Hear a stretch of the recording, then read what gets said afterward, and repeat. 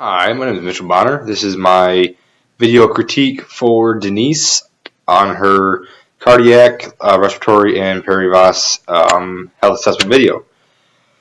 Okay, and so to start off, I just want to say that you did a very good job when it came to like having a nice flow. You're upbeat and positive. Made sure you felt you had your patient feel comfortable throughout the whole procedure.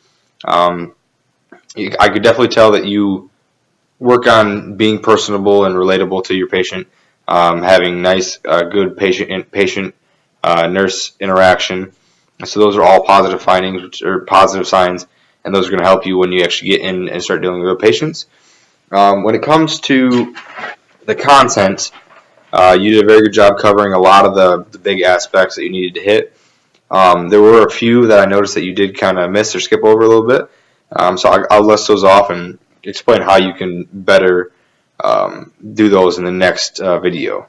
So first, I wanted to say that you did a very good job explaining the areas where you want to listen for the heart sounds, but when you actually did the assessment, you were blocking the view of your patient from the camera. So you explained it very well, but I wasn't able to actually see you do it, which is a big part, because if you can't see it, then you can't grade it. So that's one thing you want to make sure your camera angle allows you to see everything you're doing with your patient. When you were listening to the posterior lung fields, I noticed you hit the majority of the spots, but you weren't really making sure you're in between the ribs and the interstitial spaces. So it's something you're going to want to work on, is actually making sure that you're in between ribs and that lower bone, because bone that'll distort the sound and make it so you get abnormal findings. So you want to make sure you're in between the ribs.